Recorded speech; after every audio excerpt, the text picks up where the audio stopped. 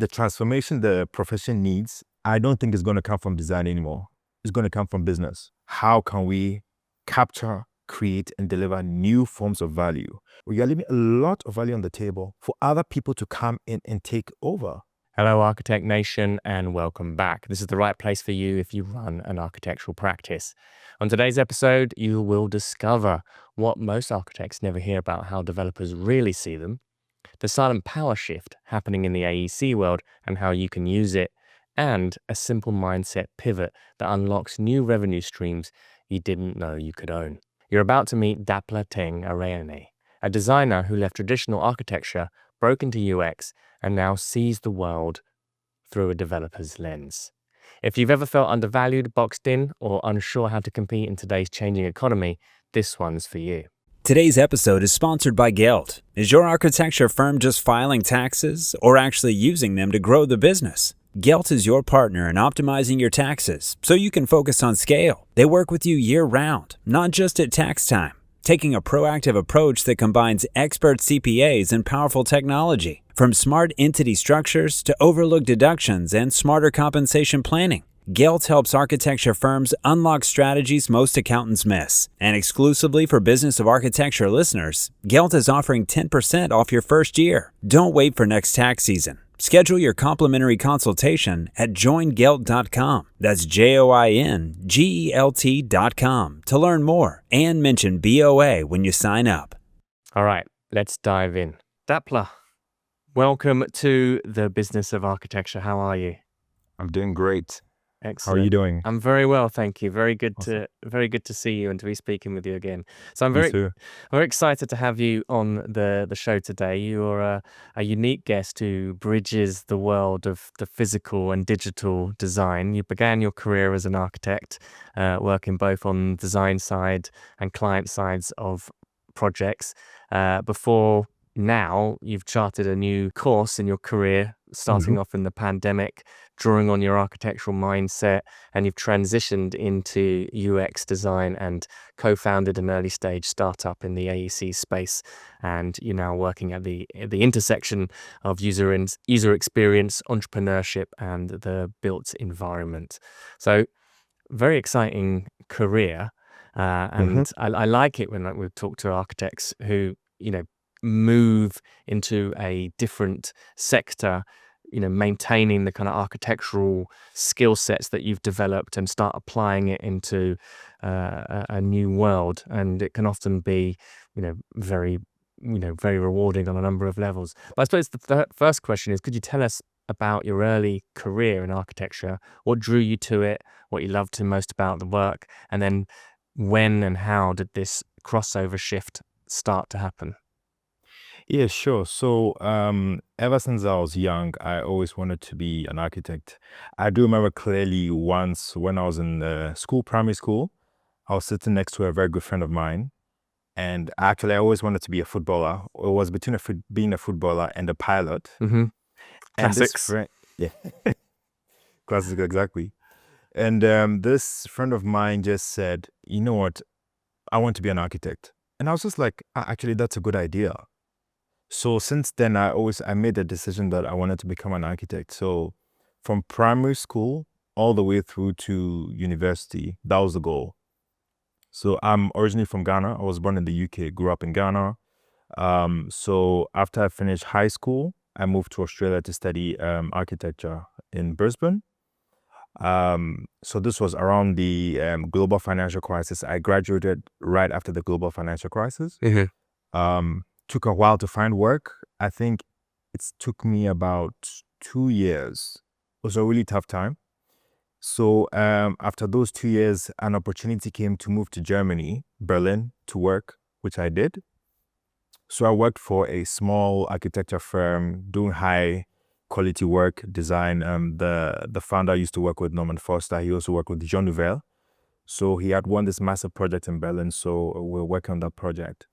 During this phase, I realized I was a bit frustrated because it was a typical design firm, very small, lots of hours spent, and typically everybody knows the pay wasn't good. So one thing led to another, and a few years later, I decided to switch from architecture to real estate. So I started working for a real estate company in an architectural capacity. Right. Right. So I worked for a few real estate companies, and that's when I really began to realize this sort of, I'll say, a different approach or different perspective the real estate market had when it came to architecture. Right. So understanding things from, let's say, the finance perspective, how everything came together. So marketing and finance, construction finance, other things that created a project, not just architecture. Right. So then after that, the final stage of this working for real estate companies was I worked for one huge housing company, and they actually were developing, they had a master technology team, software developers, user experience designers, the whole lot, because we're building digital tools to help them, should I say, they had developed a new business model, and they're using technology to enable that business model. So that was a real eye-opener for me. So after that, one thing led to another. I was let go. And then right the following day, I came up with an idea of a sort of idea in the AEC space. I worked on it for a bit. And this was the beginning of my transition from architecture in the field, whether it was the firm or the client side, into user experience design, or should I say tech. Right. So I worked on this idea for a while. A friend recommended that I do a user experience design course, which I did. And after that, I was invited to an incubation program in a city called Frankfurt, southeast Germany. So I went there, spent 3 months developing the idea, but really couldn't find market fit. Right. So we decided to disband the startup, but we learned lots of lessons because we had lots of big companies that were supporting the program. So what we learned there was, although you might have good ideas, there's also this whole other side of stakeholder interests, right? And you had to balance these things. These things were not things we learned in architecture. Certainly not me. I didn't learn these things in architecture. So after that, we disbanded, took the lessons on board, and then an opportunity came up with the company I work with now. And yeah, I'm now working there as a user experience designer. So currently, it's in the area of digital transformation and innovation. Yes. So it's more of a corporate innovation. So some very interesting experiences there. Certainly, again, kind of working on the developer side. I think a lot of architects that I've spoken to in the past find this quite eye-opening.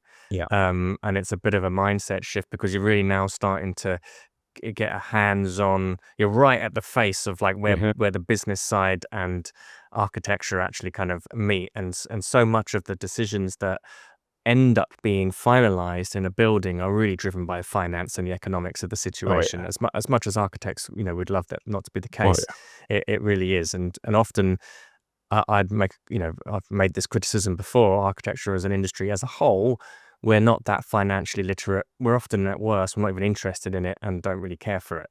And it's not good. Can you tell us a little bit about some of the insights that you gained, actually for yourself working on the development side? That was a bit of a mindset shift for you. And you mentioned a little bit about, it was kind of starting to introduce you to these other factors that will cover in the building. But if you go a little bit deeper into some of those insights, that's really interesting.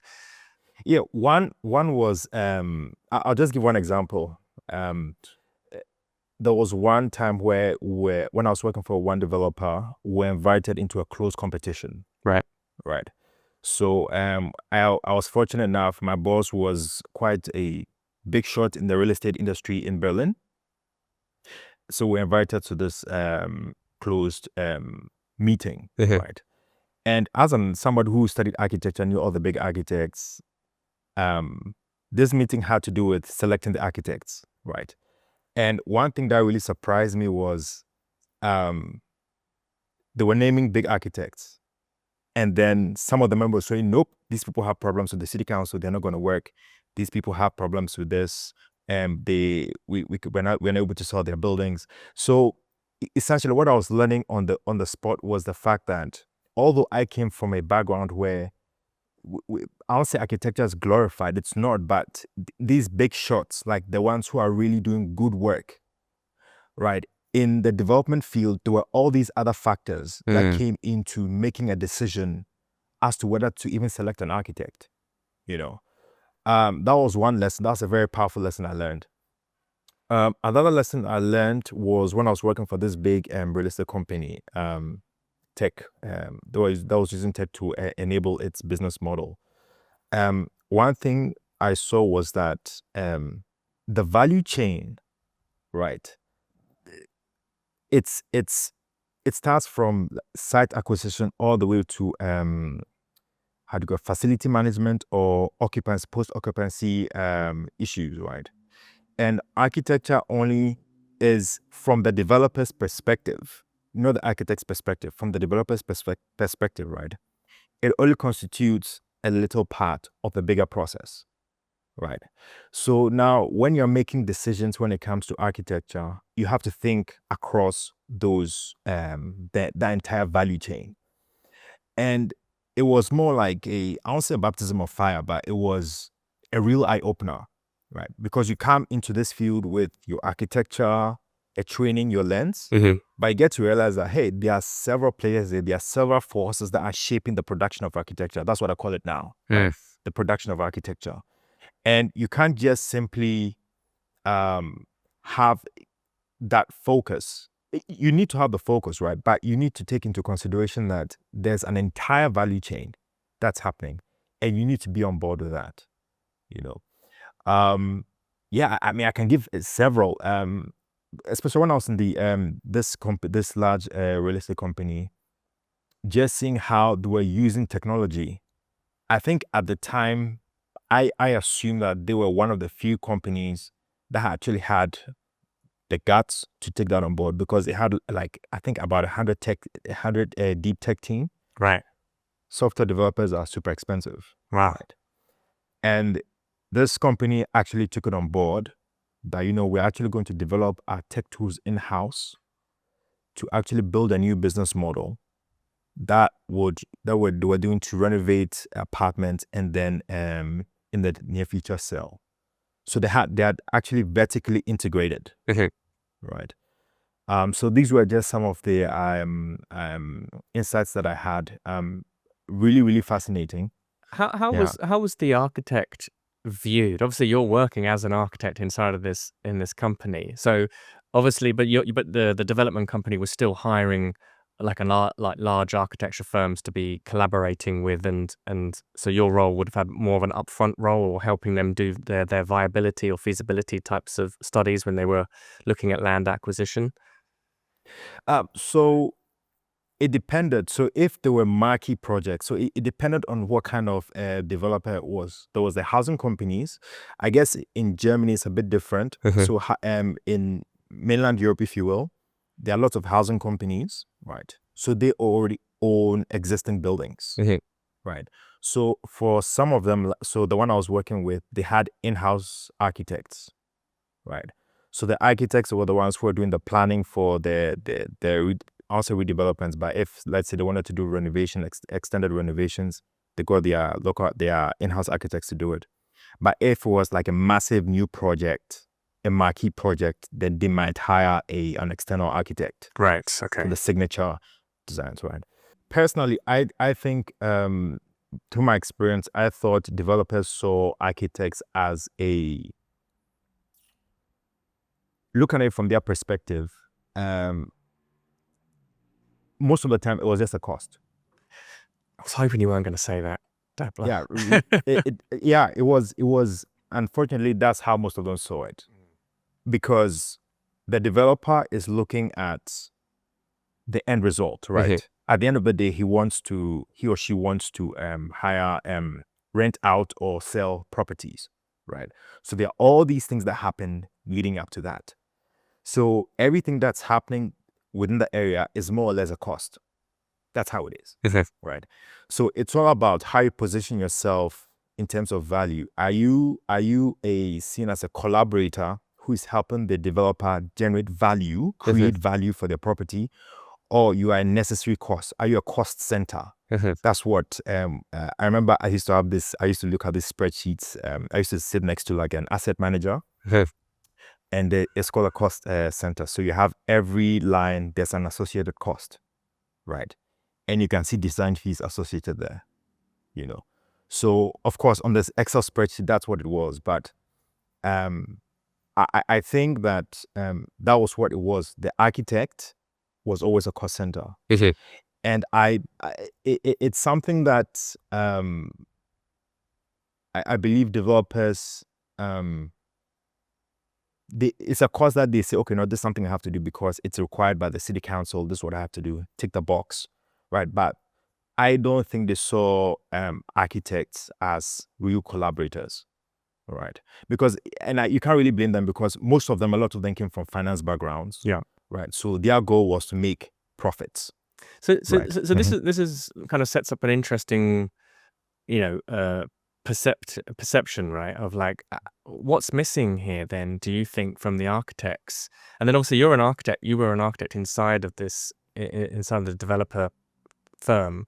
How much were you able to influence or kind of move a conversation around perhaps the things that architects often prize themselves as where the value is? Because this is where the disconnect is, right? Is that you've got finance guys, you've got developers, they've got a particular frame through which they're looking at a building. They're looking at it in terms of like almost an immediate economic result for it. If they're building a building to sell, then and also they've got this huge stress and risk of like, we're borrowing money and we're using our own capital to do something, and there's time that's at stake with it. Where do you think architects are missing? What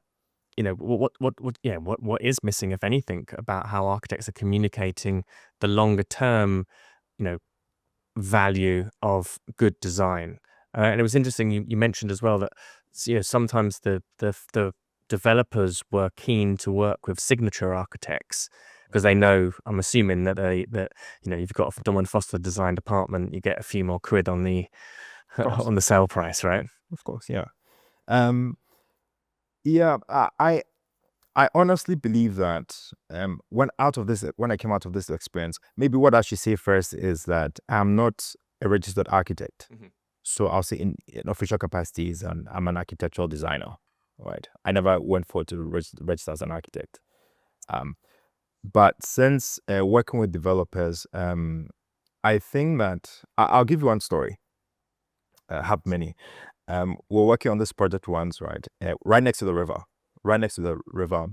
So our planning was we're going to create balconies on the river, so you could sit and just enjoy the view over the river, right? And I think that we made the windows, I think it was aluminum, right? And beautiful balconies that looked over the river. So we did the costing, we sent it to the owner. He came back, take out the balconies, and change the windows to plastic, right? And at the time, my boss said he was going to complain, he was going to protest. And I was thinking to myself, okay, you protest, what is going to happen? Is the developer going to change their mind and say, okay, you know what? I agree with you, I'm going to go for it. It was a cost-driven thing, right? And for me, I see where architects can actually add value is, I mean, you've got a few people here, you've had a few people here actually being in this position of being a developer. Because my belief is that architects are, when it comes to the built environment, architects are the most knowledgeable. Yeah. With all due respect to developers, traditional developers or engineers and builders and stuff, with all due respect. But the architect is that cog that connects a lot of pieces together, right? But at the same time, they are probably one of the least influential when it comes to actually making this decision, right? Because like in this case, the developer had had an idea of where he wanted the development to go. There was nothing we could do. All my boss could do was to protest, right? So where I see architects actually taking having agency is actually stepping out of, and it's not going to be popular, but it's okay. It's always good to challenge, right? Is to step out of this traditional frame of architectural practice, right, and explore things like architect as a developer or other things that are actually now emerging because of technology, right? And this why I believe that architects can really add value. So what I do is I try and I guess raise awareness of the fact that you don't just need to stick to traditional practice. It's traditional practice. If it's what you want to do, that's great. But there are other opportunities out there. Do you think that there is a way that within traditional practice that the architect can get more agency, or is it only through these other models? For sure. I mean, if you look at all the sort of prestigious architecture firms, they all have certain innovative initiatives that's making them gain more value in the built environment.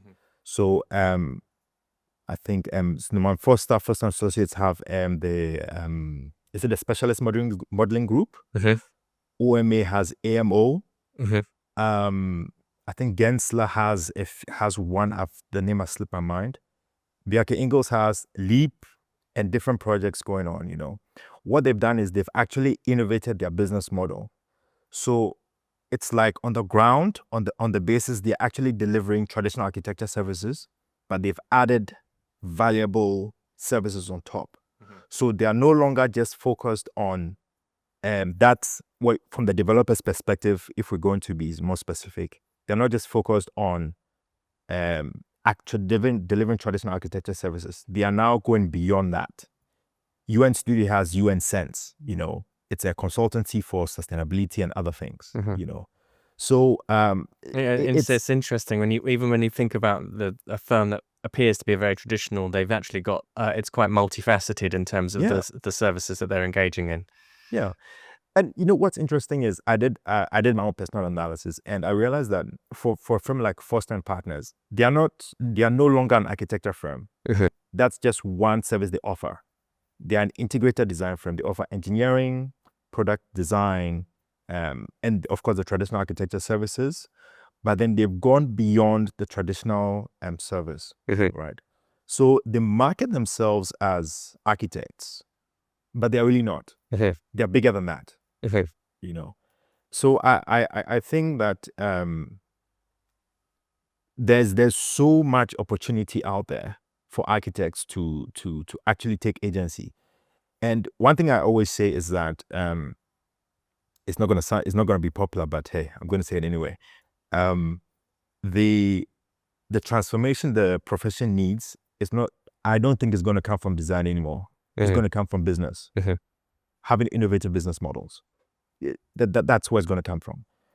And the thing is, architects have so much going for them. This the ability to design, this ability to design thinking, critically design, take things apart, put things together. I mean, if you really think about building something, it's if you really think about it, it's incredible. You know, putting things together, coordinating everything. So that ability to do those things, that critical thinking ability, the mindset, you can apply it to creating new ways of delivering value. Like what, as we just mentioned, like OMA, Foster & Partners, Zaya Hadid. I mean, these guys have taken their critical thinking knowledge, repackaged it, and are creating additional forms of value. You know, so yeah, that's what I strongly believe. It's very interesting, you know, that we're kind of entering into a new epoch in architecture where, you know, small businesses can get a phenomenal amount of work done, and we're entering into this kind of unknown territory of what's the implications of AI and how it can be used and deployed by architects, and it's all very exciting and on the whole, you know, quite optimistic about it. But it also opens up, you know, a kind of a demand for architects to be really bringing their design skills to the business side. And this is something that we've been advocating for a long time here on the podcast, is that actually architects are, when they start designing their business and treat that as a project. You mentioned Foster's. I like I can't remember where it was. I saw him maybe one interview or in the film, but someone asks him what's his favorite project, and he says, my business or the office. And I was like, that's a great attitude to sort of be having, that, the time and the care that we put into these individual projects, apply that sort of architectural thinking. It's already entrepreneurial because you're thinking at different scales. Architects have got a natural ability to be able to do that. The component that's normally missing is the financial piece. And how does money work here?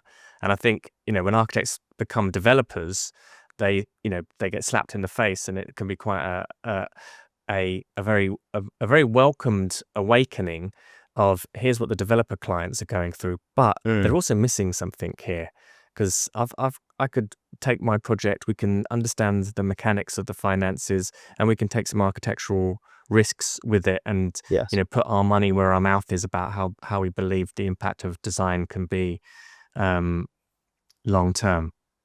Yeah, I mean, I think Bjarke Ingels is doing that. I think he has developed this. He has this. That's a joint venture with a developer. So I think I'm just assuming here. I've forgotten where. I think part of what he's doing is he's contributing, or the firm is contributing the design as the that's their part of the contribution. So not maybe partly finance too, but they are contributing the design skills to this project, right? When it comes to entrepreneurship in general, right? I totally agree with you, right? Architects have that entrepreneurial streak mindset. I also like to think about it like this, right? I think we spoke about it when we first met, that I divide business into two topics: business operations and business strategy. So business operations is what every firm needs in order to survive.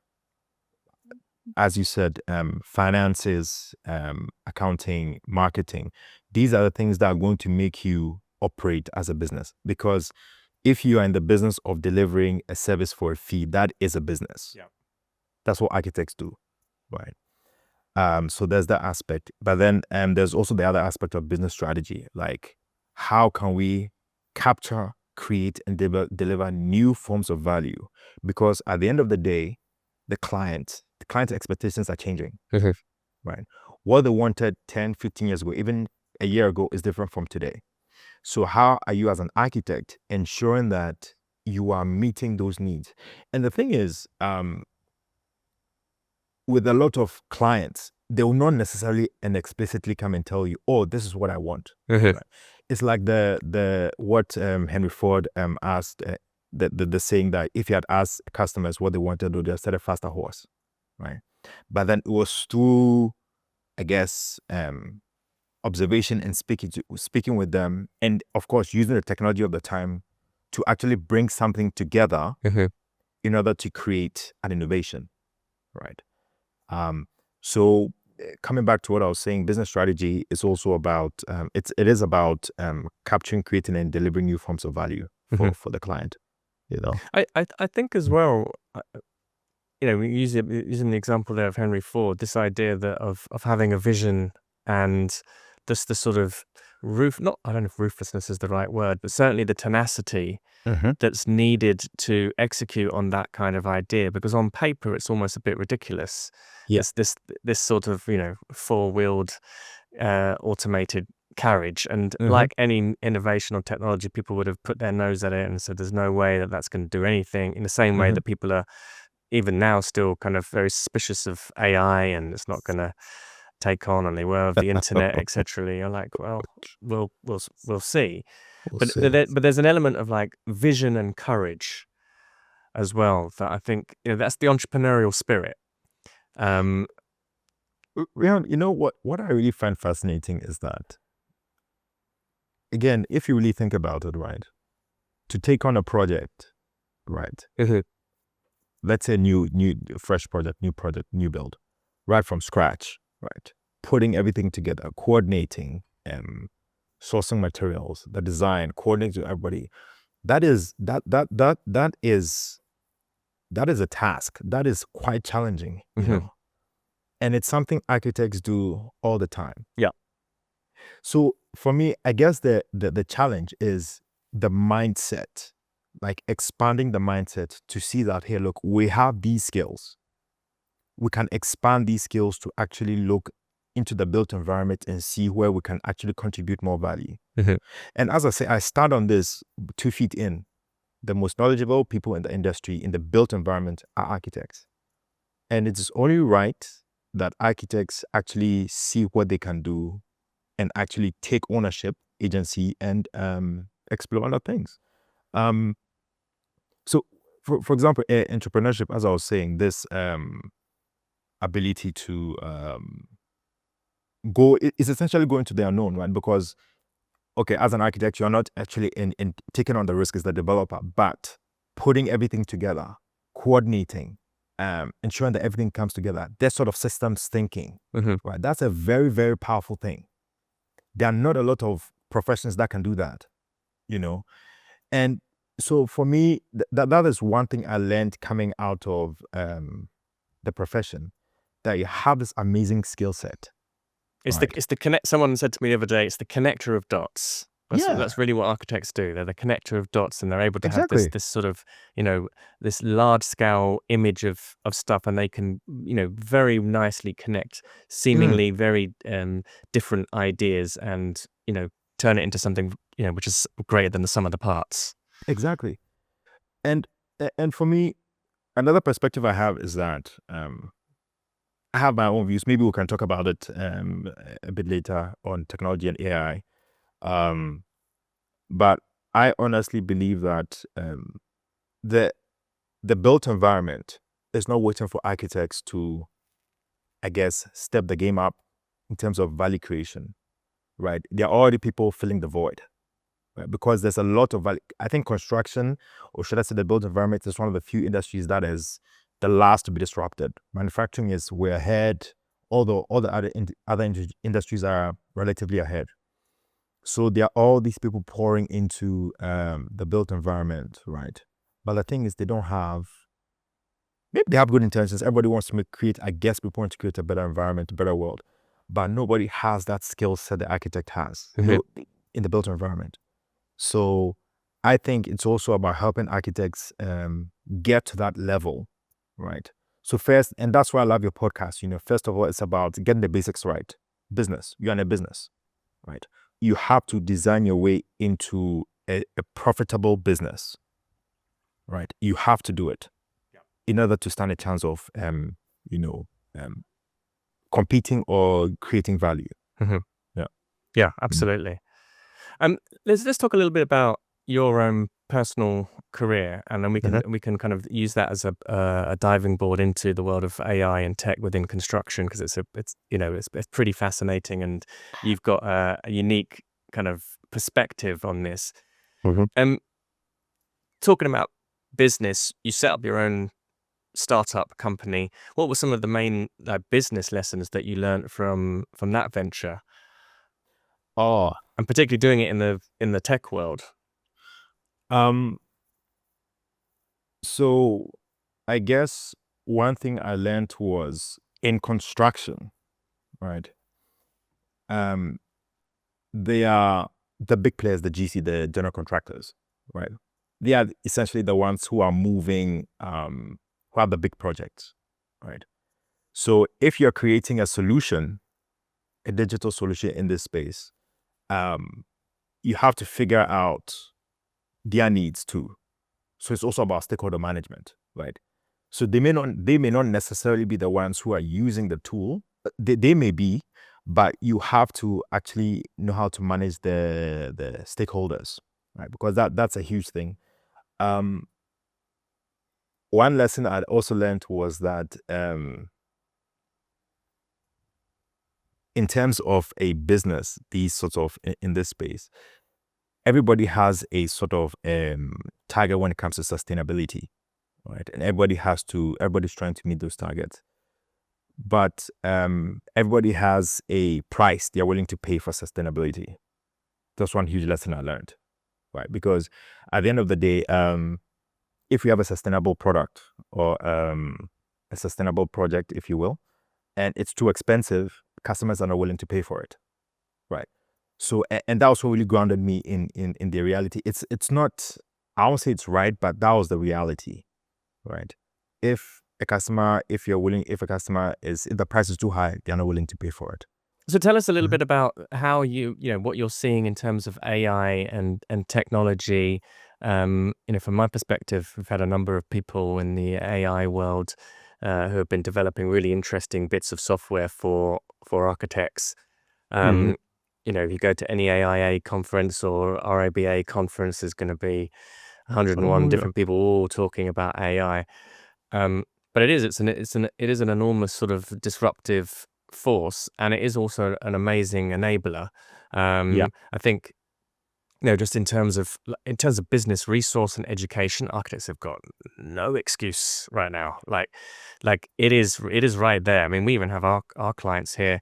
We help them create their own GPTs that are like a little mini business consultants for them that they can have, and can we feed the GPTs with good resources and stuff, and it's all there, and then that allows you as a kind of human being a more kind of curatorial power to be able to discern which is a good idea, which is not such a good idea. And of course, lots of innovations happening in the world of CAD drawings, organization. We're not far off from generative drafting.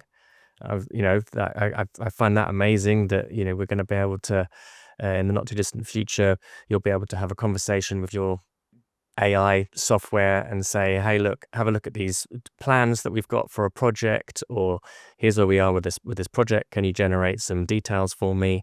And it will go and just sort of be trained on your past history, and then it will be able to.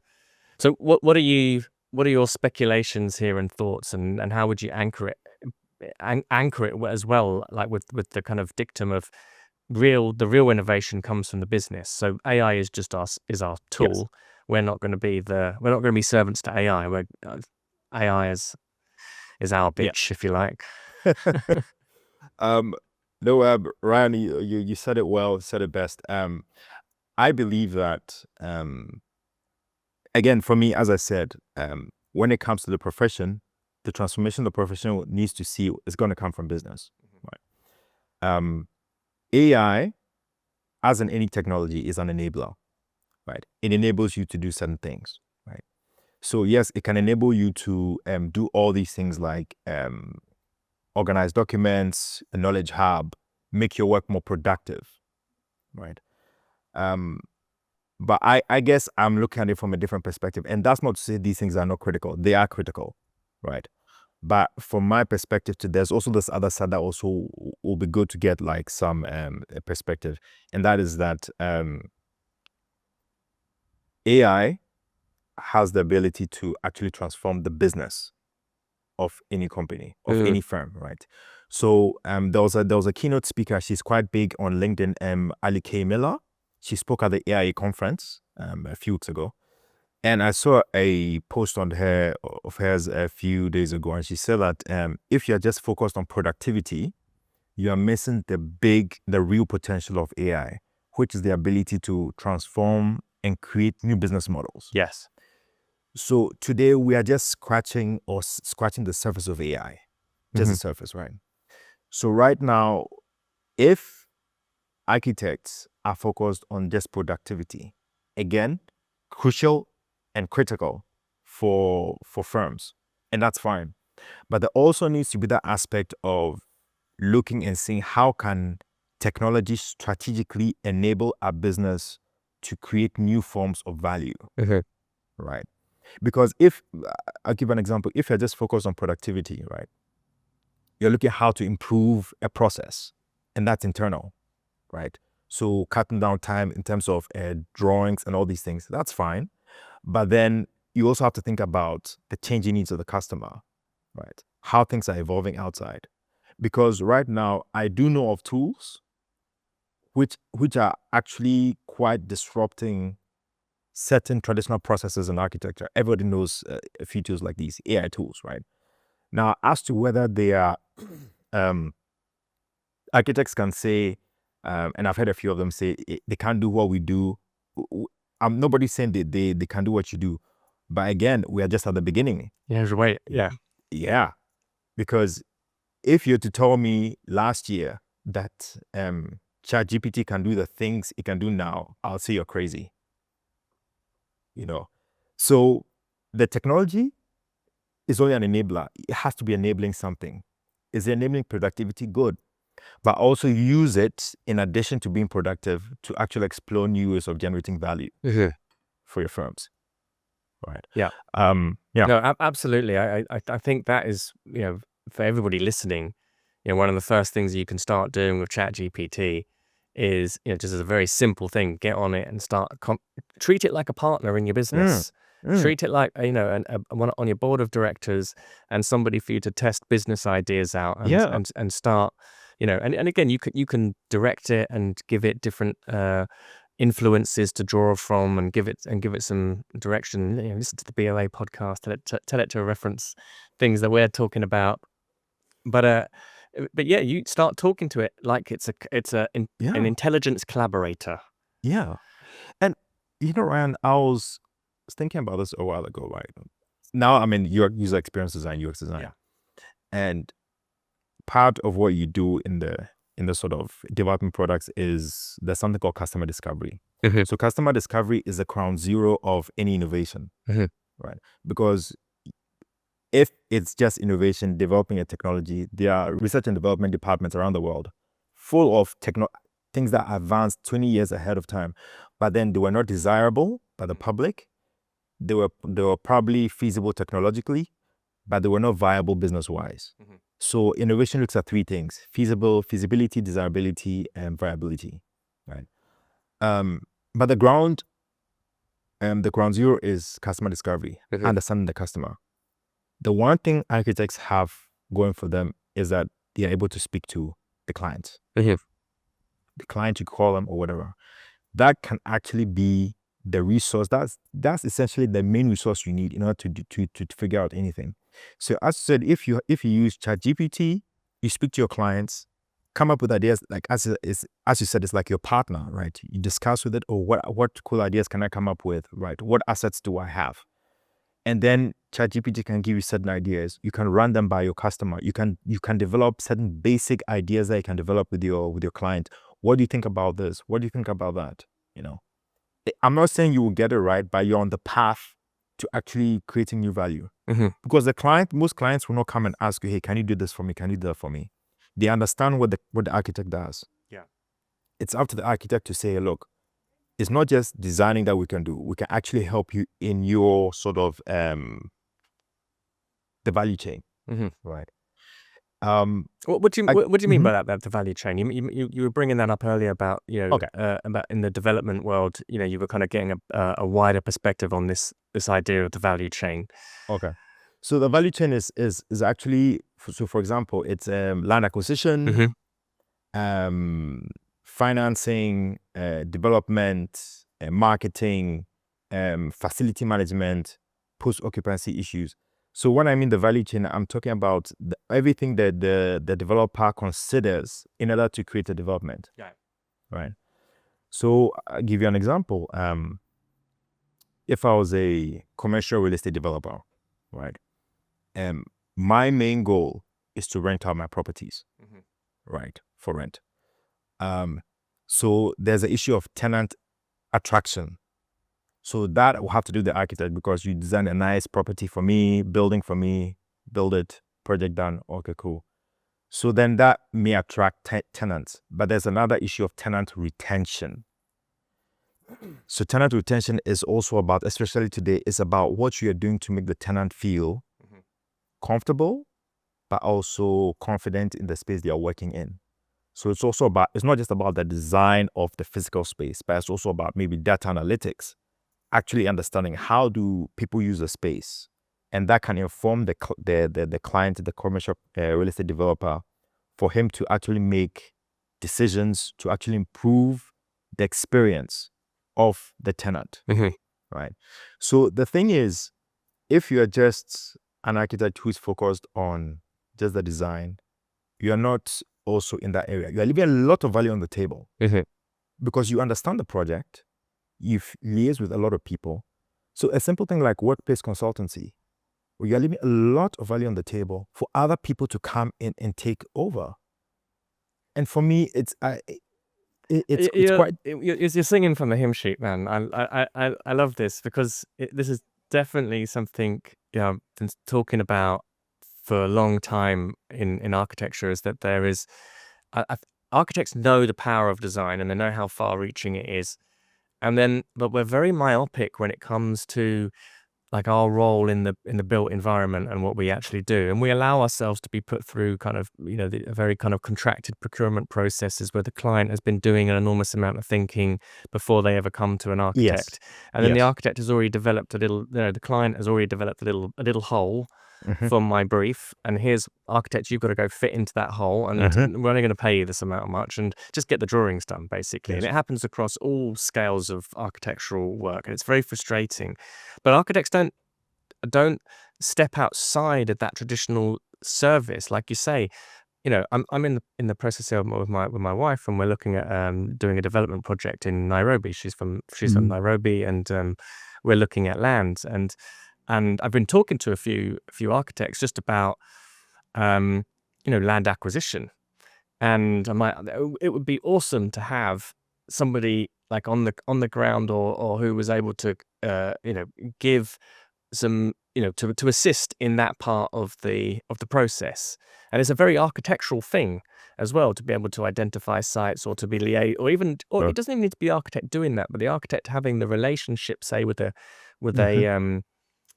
real estate broker, and there's a kind of partnership there where the real estate broker could be showing land, the architect is able to at least advise, and that'd be a service that you'd be willing to pay for from the architect, of just being able to give their sort of deeper insight on what's a good investment on the land. And the same thing with we've got a number of clients here at BOA that do community work, or work with religious groups and stuff like that. And these projects can actually be very profitable depending on the kind of congregation.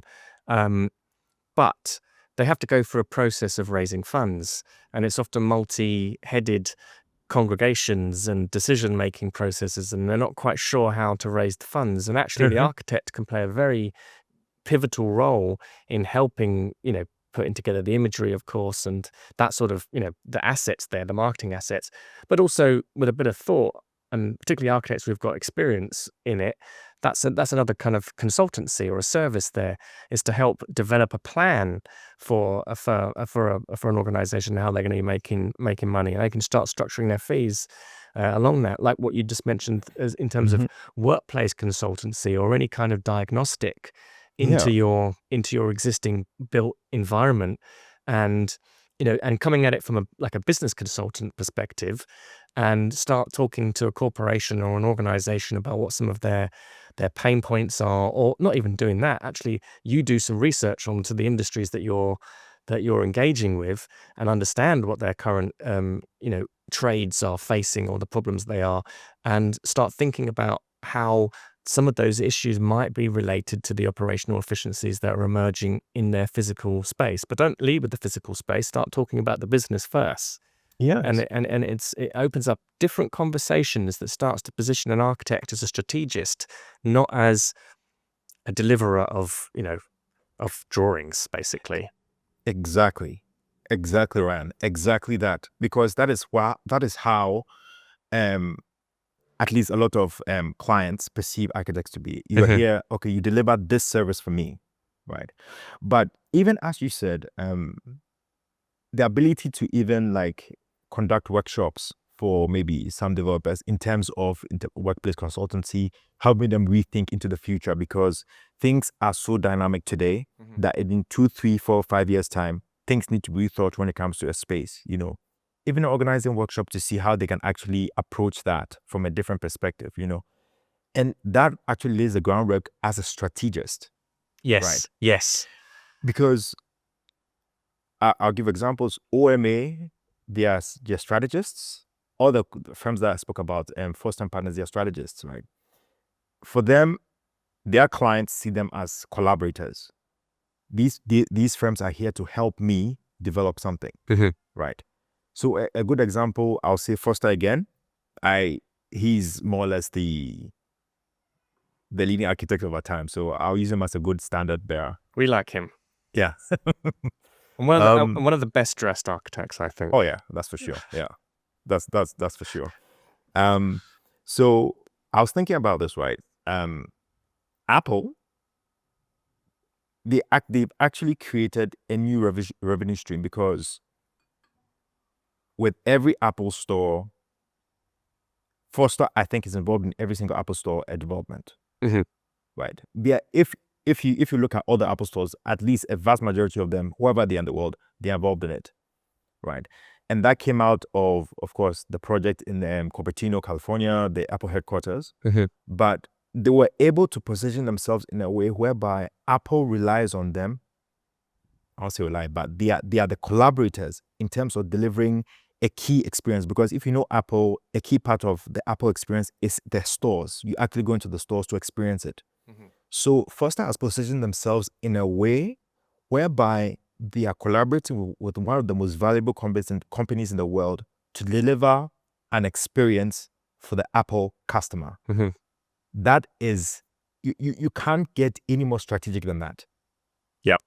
You know, and that is I'm assuming, I don't know Foster's finances, but that in itself is a revenue stream on its own. Yeah. You know, you're quite right. They position themselves. You know, Norman Foster's are very, very skilled at being able to talk the language of the corporation, and being able to position the firm as a strategic partner. And I think that's the difference. It's not just firms building buildings. These are strategic partners who are offering value right along that value chain. Exactly. From even before you even think that there's a problem with your business. Yes. Or there's an architectural solution to something. Yeah. These architects are having these kind of conversations with organizations. Yes. And developing relationships and starting to understand the issues. And then, of course, there's traditional routes of competitions and stuff like that. But I'd make an assertion that even in the world of competitions, there's often pre-existing relationships that are there. Competitions? Give us your insights on some competitions. Oh my goodness. Again, it's not that Foster is my favorite architect. He's one of, but it's not my favorite architect, but I use him a lot because he sets the standard when it comes to the profession, whether we like it or not. Yeah. Right. I saw, I think it was in his documentary, How Much Does Your Building Weigh, Mr. Foster, right? And one of them, he was talking about competitions. And he said certain things that really opened my eye, because he said that they had to borrow. I can say it because it's on the documentary. They had to borrow money. If they had lost the competition, it would have been quite interesting. He said they probably wouldn't have made it. Wow. So there's this other aspect of competitions. Because when I was working in the firm, competitions were seen as the bread and butter, of the profession. It's the way you get your name out there. It's a marketing strategy, but also it's a way to bring in work, test your ideas. Fine. Sure. But there's also this other aspect of the risk involved in it, because it's a huge risk, because you're committing resources and stuff into developing a project in which you may most likely not get returns back. But then again, on the flip side, you have possibly firms like Gensler. I've never seen Gensler enter a competition before. SOM too, because that's not the strategy. Yeah. Their strategy is more like, we are going for the big projects. We have the capacity, we have the skill to go for the big infrastructure or huge projects. We are not going to waste our time. Okay, I don't want to say waste your time, but we're not going to focus on take that risk. It's a strategic decision. So No, it's very, very interesting. Very interesting. Um, Yeah. in terms of, you're now working in the UX world. Um, what sorts of lessons do you think the AEC industry can learn from the UX world? And that's again, it was such an interesting migration that you've had in your own personal career, and of course, like you're sort of right at the front as well. I know my understanding or assertion is that the technology industry typically is a little bit more user aware, a little bit more market aware. There's more of a sort of entrepreneurial business context for it, perhaps, than architecture. So I'm interested to hear your thoughts on, the insights you've gotten from UX that architecture and the AEC world could be gleaming from. I guess one of the ones I can talk about is the fact that you always have to look at things from the customer's perspective, not what you think. Right. So if you're developing a product, right, you have to put aside what you think is right and test it out with the customer. I would say that I may get in trouble by saying this, but I'm going to say it anyway. When I see lots of conversations with architects, it's always about, I feel like it's always how the architect sees it. Right. This is how it's supposed to be. Right. And that also shapes how architects understand value. Architects see themselves as valuable, and rightfully so. But the question is, do the clients see your services as valuable as you see your services? That is the main thing. Because, for example, in tech too, it's not about what you think is cool or valuable or right. When you develop something or you're in the process of developing it, you have to test it out in the market. Is there a market, a need for what I'm doing, right? And then you develop further.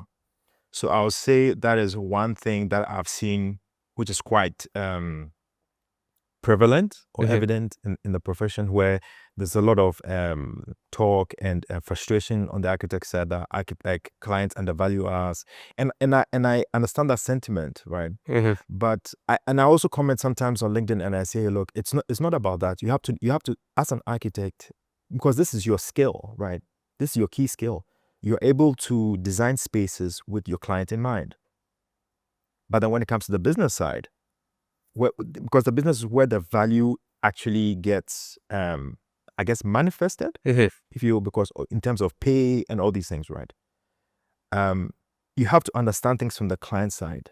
What am I doing that is causing a condition where my fees are low or I'm being undervalued? Yep. It's because there's a value gap. Architects and clients are not seeing eye to eye. And it's evident in the fees. So it's about understanding how can we come to a point where we understand each other, right? And that, as I said, is not. I don't believe it's going to come just from design. You have to take that design mindset and apply it to your business. So business operations, your marketing, how you plan your financing, but also your strategic topics like how do I create value? How are clients changing over the next 2 to 3 years? How am I keep my ear on the ground to hear what things are changing? Yeah. Love it. So, yeah. I think that's the perfect place for us to conclude the conversation this afternoon. I've really enjoyed that. Thank you so much for. Yeah, me too. I did. I think, I feel like we're in the same sort of boat a little bit, where we're both sort of half unplugged from the architecture industry as a practicing architects, and are very passionate and interested about business and care very deeply about the architecture world. And that also gives a kind of very unique perspective of both understanding from a grassroots level of architecture, and then also from a sort of more global position of business and how architecture and business and the AEC world actually interact. So I've really enjoyed your expertise and your insights there, and we'll have to do it again sometime. Yeah, thank you so much, Ryan, for having me. It was an absolute pleasure. I really enjoyed my time here too. Thank you. And here's today's Smart Practice Tooltip. You didn't go to architecture school to referee client requests and nickel and dime your way to survival. Scope creep is a systems issue, not a you issue. And we created something that fixes this issue. The Scope Creep First Aid Kit. With word-for-word scripts, client emails, and team coaching tools, your firm finally gets the clarity to hold firm boundaries without drama. If you're exhausted from saying yes when you mean no, this is your toolkit. Get the Smart Practice tool 100% free by going to businessofarchitecture.com/creep. And thank you to our recent listeners who left reviews for the podcast on iTunes. Your reviews helped others find this podcast so the rising tide raises all boats. To be acknowledged on the show, open up the podcast app on your iPhone, search for Business of Architecture, and after clicking on the show, scroll all the way to the bottom to leave a review.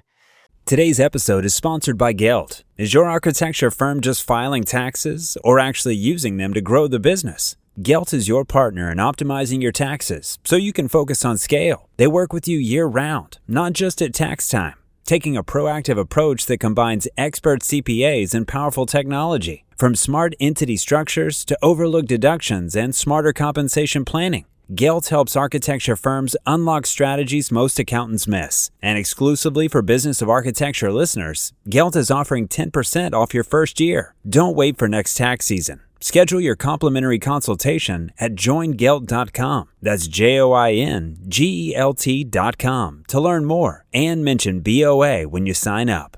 Today's episode of the Business of Architecture Show is sponsored by Smart Practice TM, the world's leading step-by-step solution for small architectural practice owners that want to structure their existing practice so the complexity of business doesn't get in the way of the architecture. Because you see, it likely isn't your architecture skills that hold you back. It's the business aspects of running a practice, managing projects and people, dealing with clients, contractors, and money. So if you're ready to quit being a glorified administrator and get back to the architecture again, go to smartpracticemethod.com to discover the proven, simple, and easy to implement Smart Practice method that is revolutionizing firm management for owners and teams. Hey, Ryan Willard here, and I want to thank you for joining us today and remind you that the views expressed on this show by our guests do not represent those of the host, and we make no representation, promise, guarantee, pledge, or warranty, contract, bond, or commitment except to help you conquer the world. Carpe diem.